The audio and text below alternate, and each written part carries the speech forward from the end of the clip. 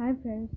तो आज मैं राष्ट्रीय शिक्षा नीति जो कि यूपी टेट और सी टेट के लिए बहुत ही इम्पोर्टेंट टॉपिक है। बीते कुछ सालों में इस टॉपिक से हर बार टीचिंग एग्जाम्स में क्वेश्चन आए हैं, तो हम इसको आज हर पॉइंट मेंशन करेंगे जो एग्ज़ाम में पूछे जा सकते हैं। पहला और सबसे इम्पोर्टेंट पॉइंट है स्कूली शिक्षा का नया ढांचा, जो NEP 2022 में पुराने 10+2 ढांचे को पूरी तरह ख़त्म करके नया 5+3+3+4 का शैक्षणिक ढांचा लागू किया गया है। अब इसमें किन कक्षाओं को लिया गया है इसको अलग अलग से हम समझ लेते हैं।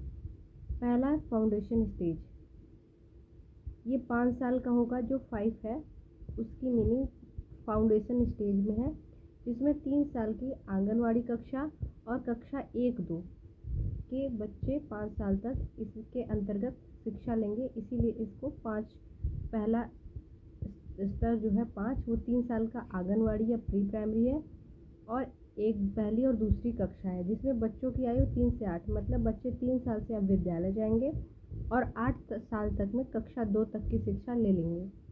इसमें खेलकूद और गतिविधि आधारित शिक्षा पर जोर है।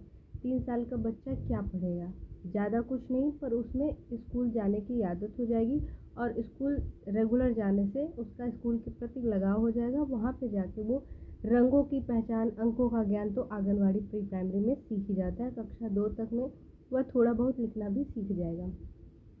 इसमें खेलकूद और गतिविधि आधारित शिक्षा पर जोर है। ठीक है। प्रीपरेटरी स्टेज 3 साल कक्षा, ये 3 साल का होता है।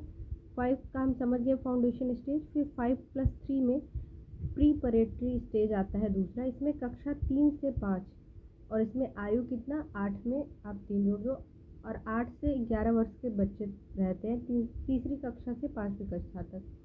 इसमें भाषाई कौशल और संख्यात्मक ज्ञान यानी न्यूमेरेसी पर ध्यान दिया जाता है। इसमें बच्चों पर ज़्यादातर उनकी लैंग्वेज पे काम किया जाता है और उनके नंबर को लेके संख्यानात्मक ज्ञान को बढ़ाने की कोशिश किया जाता है कि बच्चे संख्या को लेकर और भाषा को लेकर चीज़ें अपने अंदर विकसित कर लें। ठीक है। और तीसरा होता है हमारा मिडिल स्टेज, ये भी हमारा 3 साल का होता है। मतलब हमने 5 पढ़ा, 3 पढ़ा, और ये अब हमारा तीसरा पॉइंट 3 फिर से आ गया है। इसमें कक्षा 6 से 8 के बच्चे आते हैं और जिनकी आयु 11 से 14 वर्ष तक की होती है, क्योंकि 11 साल तक तो बच्चे 5वीं कर रहे हैं, तो फिर 11 से 14 3 साल लेंगे वो 6 से 8 में। ठीक है।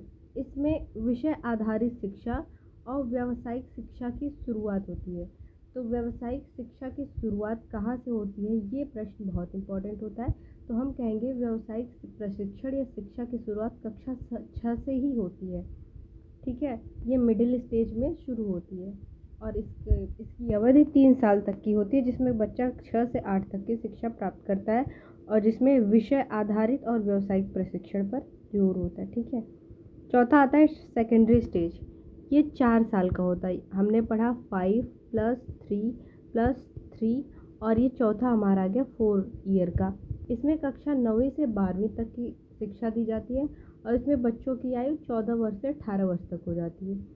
इसमें विषयों के चयन की स्वतंत्रता, मल्टी डिसिप्लिनरी स्टडी और आलोचनात्मक सोच, क्रिटिकल थिंकिंग पर जोर होता है कि बच्चों को विषय के चयन यानी जिन जिन विषयों में उनकी रुचि होती है उनका चयन करने के लिए पूर्ण स्वतंत्रता होती है और उनमें क्रिटिकल थिंकिंग जगाई जाती है। कक्षा 9वीं से 12वीं में अगर उम्र पूछे तो 14 से 18, ये NEP 2020 के अनुसार है। तो हमने पढ़ा कि जो नया ढांचा है 5+3+3+4 का, उसमें कैसे कक्षाओं में विभाजन किया गया है। ठीक है।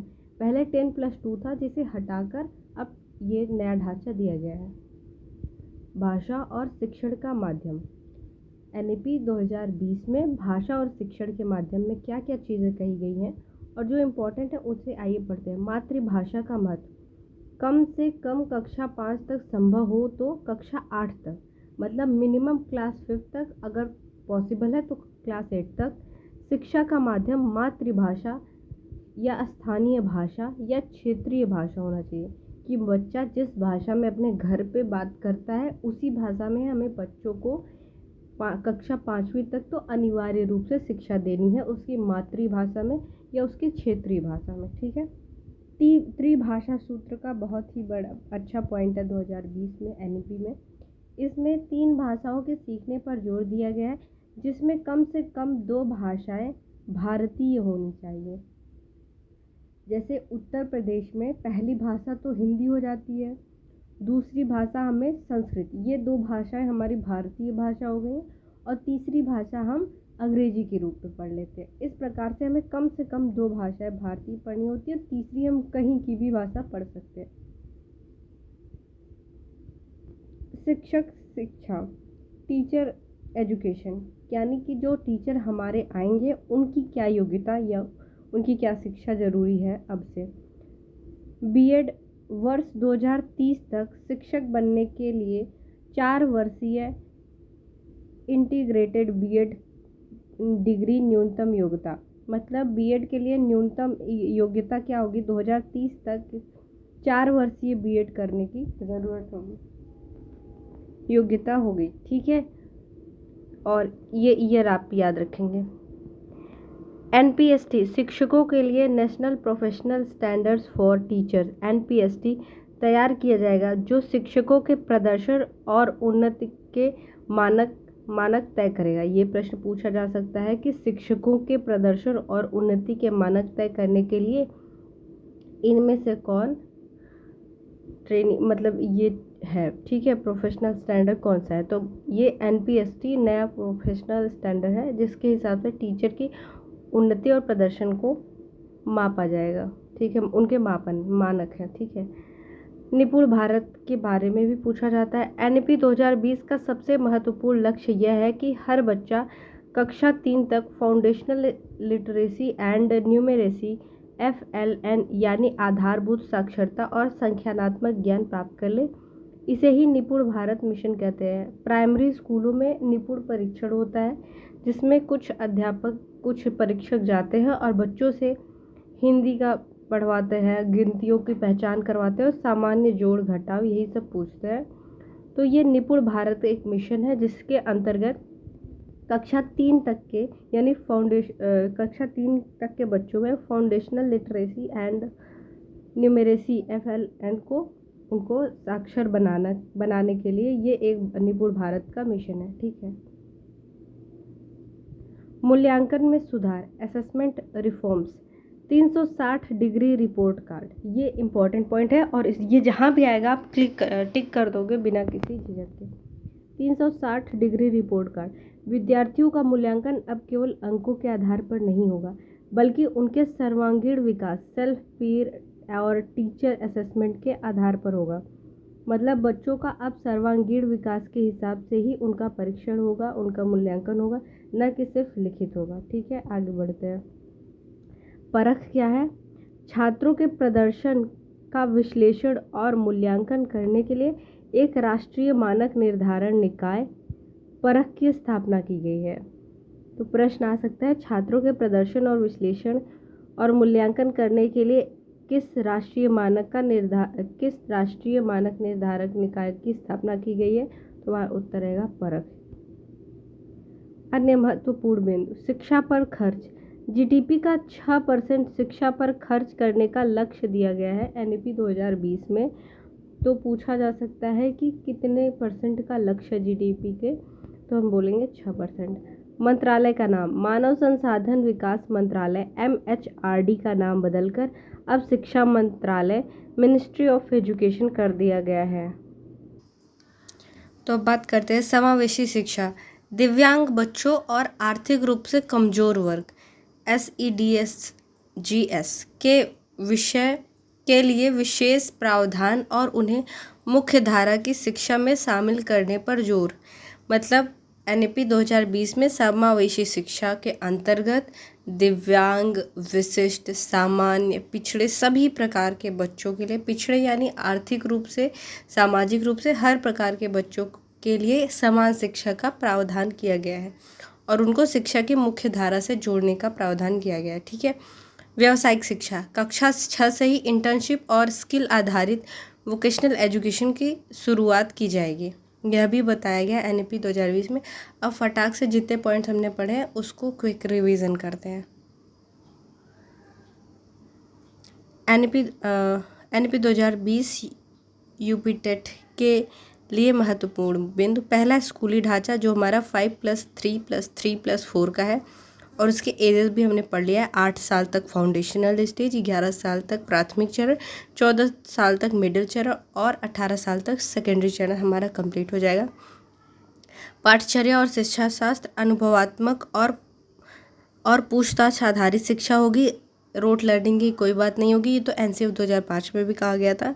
विषयों का चयन करने में लचीलापन, भारतीय ज्ञान प्रणाली IKP का समावेश, यानी समावेशी शिक्षा करनी है। बहुभाषावाद और भाषाओं की शक्ति दी गई। कम से कम कक्षा 5 तक मातृभाषा में या क्षेत्रीय भाषा में पढ़ाना है, और त्रिभाषा सूत्र लागू किया गया जिसमें मिनिमम 2 लैंग्वेज भारतीय होंगी। ठीक है। मूल्यांकन और सुधार, रटने के बजाय कौशल आधारित मूल्यांकन हमें करना है। कक्षा 3, 5 और 8 में परीक्षाएं संबंधित अधिकारियों द्वारा ही होनी चाहिए। रिपोर्ट कार्ड में समग्र प्रगति का उल्लेख, यानी हर कौशल का उल्लेख होगा। शिक्षक की शिक्षा में 4 वर्षीय एकीकृत B.Ed डिग्री 2030 तक अनिवार्य कर दी जाएगी। शिक्षकों के निरंतर व्यावसायिक विकास करने होंगे। समान और समावेशी शिक्षा की बात की गई है, जिसमें सामाजिक आर्थिक रूप से वंचित समूहों पर ध्यान दिया जाएगा। विशेष आवश्यकता वाले बच्चों CWSN के लिए बुनियादी ढांचा, लिंग समावेश कोष की स्थापना की जाएगी। शिक्षकों की भर्ती और करियर, भर्ती में पारदर्शिता और योग्यता आधारित प्रक्रिया, प्रदर्शन पर आधारित पदोन्नति। NCTE द्वारा शिक्षकों के लिए राष्ट्रीय व्यावसायिक मानक NPST। व्यावसायिक शिक्षा, कक्षा 6 से व्यावसायिक शिक्षा का एकीकरण, इंटर्नशिप के साथ व्यवहारिक कौशल, मतलब कक्षा से ही इंटर्नशिप के साथ व्यवहारिक कौशल। प्रौद्योगिकी और डिजिटल शिक्षा, टेक्नोलॉजी एंड डिजिटल एजुकेशन, शिक्षा के लिए राष्ट्रीय शैक्षिक प्रौद्योगिकी मंच NETF का निर्माण किया जाएगा। डिजिटल बुनियादी ढांचे और कंटेंट का विकास, कंटेंट यानी कंटेंट, इलेक्ट्रॉनिक कंटेंट का विकास, डिजिटल बुनियादी ढांचे के लिए इलेक्ट्रॉनिक कंटेंट का विकास। ऑनलाइन और ओपन लर्निंग को बढ़ावा दिया जाएगा। प्रारंभिक बाल्यावस्था देखभाल और शिक्षा, उम्र 3 से 6 वर्ष के लिए ECCE अनिवार्य। आंगनबाड़ी और स्कूल के माध्यम से सुलभ कराया जाएगा ये। ठीक है।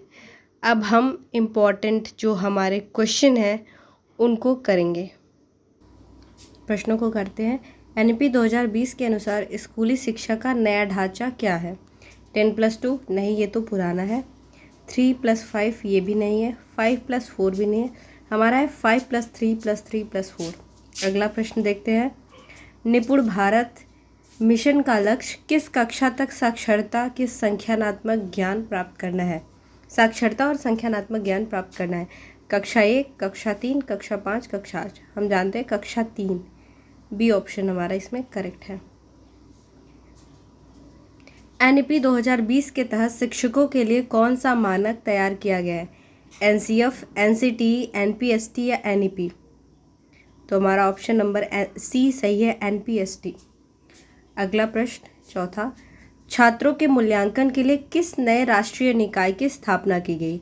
NCERT, परख, दीक्षा, CBSE? हमने पढ़ा है, B ऑप्शन हमारा बिल्कुल करेक्ट बनता है। अगला क्वेश्चन चलते हैं। NEP 2020 में शिक्षा पर GDP का कितना प्रतिशत खर्च करने का लक्ष्य है? 3%, 4.4%, 6%, 10%? तो हमारा C ऑप्शन करेक्ट है, 6% हमारा सही ऑप्शन है।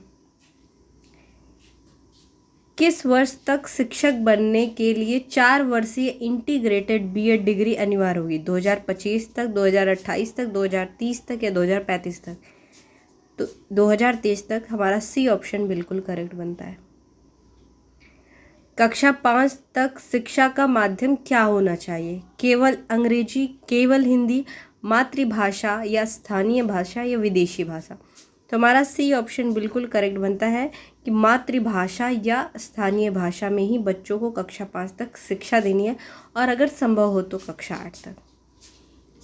मानव संसाधन विकास मंत्रालय MHRD का नया नाम क्या है? शिक्षा मंत्रालय, कौशल विकास मंत्रालय, साक्षरता विभाग, मानव विकास मंत्रालय। हमारा ए ऑप्शन सही है, शिक्षा मंत्रालय। ये हमारा बिल्कुल करेक्ट ऑप्शन है। MHRD का नाम शिक्षा मंत्रालय, एजुकेशन मिनिस्ट्री ऑफ एजुकेशन रखा गया है। NEP 2020 में किस प्रकार के मूल्यांकन को प्राथमिकता दी गई है? रटंत पद्धति को, 360 डिग्री समग्र मूल्यांकन को, या केवल लिखित परीक्षा अथवा केवल ग्रेडिंग सिस्टम? तो हमने पढ़ा है बी ऑप्शन, 360 डिग्री की समग्र मूल्यांकन की बात जहाँ की जाएगी वो हमारा ऑप्शन 2020 के प्रश्नों के लिए, तो NEP 2020 के लिए सही होगा। ऑप्शन बी हमारा बिल्कुल करेक्ट है। प्रश्न संख्या 10, व्यावसायिक शिक्षा वोकेशनल एजुकेशन किस कक्षा से शुरू होगी? कक्षा 3 से, कक्षा 6 से, कक्षा 9 से, कक्षा 10 से? ये पॉइंट मेरे ख्याल से मैंने 3-4 बार बताया है कुछ ही मिनटों के वीडियो में, तो बी ऑप्शन हमारा बिल्कुल करेक्ट होता है। आगे बढ़ते हैं। फाउंडेशनल स्टेज में कितने वर्ष की शिक्षा शामिल है? 3 वर्ष की, 5 वर्ष की, 8 वर्ष की, 10? फाउंडेशनल स्टेज तो पहला ही और हमारा ढांचा है 5+3+3+4, ये तो एकदम रट लेना चाहिए। पहला ढांचा फाउंडेशनल स्टेज तो 5 वर्षीय, तो बी ऑप्शन हमारा बिल्कुल करेक्ट होता है। अगले प्रश्न पर चलते हैं। NEP 2020 में किस पर जोर दिया गया है? रटने पर, परीक्षा पर, अवधारणात्मक समझ पर, या अंक प्राप्त करने पर? क्या हमने रटने की बात की? नहीं। परीक्षा की बात की? नहीं। अंक प्राप्त करने की बात नहीं की। तो सी ऑप्शन ही हमारा अवधारणात्मक समझ, कॉन्सेप्चुअल अंडरस्टैंडिंग के ऊपर हमारा NEP 2020 काम करता है। तो इसके आगे ला क्वेश्चन हम चलते हैं। सेकेंडरी स्टेज किस कक्षा से किस कक्षा तक है? सेकेंडरी स्टेज 6 से 8 है, 9 से 12, 1 से 5 है, 10 से 12 है। तो हमने पढ़ा है 9 से 12 कक्षा, 9वीं से 12वीं तक की कक्षा सेकेंडरी स्टेज के अंतर्गत आती है, जिसका काल 4 वर्ष का होता है। ठीक है, अध्ययन काल। अगला प्रश्न, NEP 2020 किस प्रकार की शिक्षा को बढ़ावा देती है? समावेशी, विशिष्ट, केवल निजी या शहरी? इसमें समावेशी शिक्षा पर जोर दिया जाता है। ऑप्शन नंबर ए हमारा बिल्कुल करेक्ट है। अब लास्ट प्रश्न देखते हैं। त्रिभाषा सूत्र के अनुसार कम से कम कितनी भाषाएं भारतीय होनी चाहिए? तो मैंने बताया था बी ऑप्शन, 2 भाषाएं इसमें भारतीय होनी चाहिए, यही सही है। अगर आपको ये टॉपिक समझ में आया हो तो बहुत अच्छी बात, लाइक कमेंट कर देना, and thank you so much for watching. Bye bye.